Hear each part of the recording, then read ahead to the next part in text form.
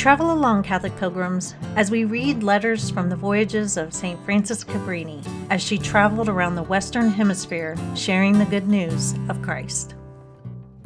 Welcome back, Catholic pilgrims.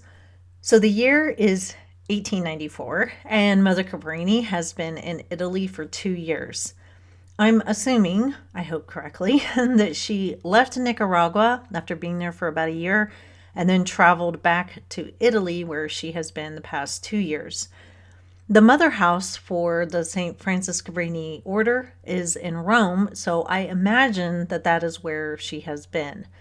Again, I'm going to assume, as we don't have any letters between arriving in Nicaragua in November of 1891 and now being in Italy for 2 years.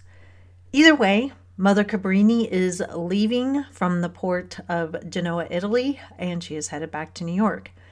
And you can tell in today's readings that she is sad to leave, but she's a missionary, and missionaries must carry on. Let's hear about the start of this voyage by turning to page 83. Genoa to New York, September 1894. My dear daughters, the peace of God be with you and accompany you everywhere with the most adorable charity of Jesus Christ. 2 years have passed since I left the missions of Central America and the United States and returned to you, and now having to leave you again is very hard, for I have become as one who, being accustomed to the pleasure of gathering every day variegated and odoriferous bouquets of the most beautiful flowers of your virtues, now goes forth wandering in an endless desert, where nothing but weeds can be found.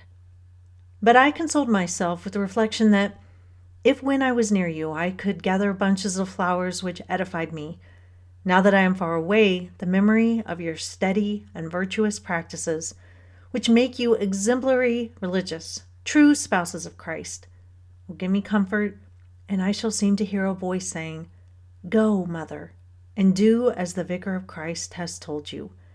Do not worry about your daughters far away. They will relieve your mind by the beautiful and consoling news they will send you. They will do their duty faithfully and keep their promises." Am I to put faith in that voice within? Certainly you are very good-hearted, and you would never wound the heart of a mother with bad news. You are sensible, and you never break your word. You will try to grow in virtue, try to make sacrifices yourselves, real, true sacrifices, in order to obtain that the time and labors I spend be not in vain, and that I may find good ground, good seed, a good harvest. Iuntes ebant et flebent, mintentes semina sua. Vinietes autumn veniet cum exaltatione portantes manipulos suos. They went and wept, sending their seed, but they who come will come with joy, carrying their sheaves. It was thus that the most eminent Cardinal Parocchi wrote in the commendation he sent. But the first verse is no longer applicable to me, since my daughters follow me with their virtues, sacrifices, and their beautiful and admirable fidelity. Shall I fear weather, privations, bad treatment, and injustice? No. For the missionary should fear nothing outside sin, an offense, however small, against God. Then what can disturb me? One thing only, that my daughters had lost the spirit of the Institute, had become weak, unfaithful. This would be a sea of bitterness, which would trouble me. Let the bond of charity bind us together as a true family in the heart of Jesus. But you wish me to chase away all sad thoughts, and I ask you to assume the usual gayness of the missionary and to join the company of the good sisters who surround me. We are 15 in number and so represent the 15 mysteries of the Holy Rosary. Our Lady of the Holy Rosary is our guide, our star, and our comfort. We each drew a mystery, and the one I love most fell to me, the descent of the Holy Ghost. So I shall remain in the upper room during the whole voyage, and from this dear solitude I send a thought, a word to you, providing you say the Veni Creator for me every day. At Genoa we received every mark of attention.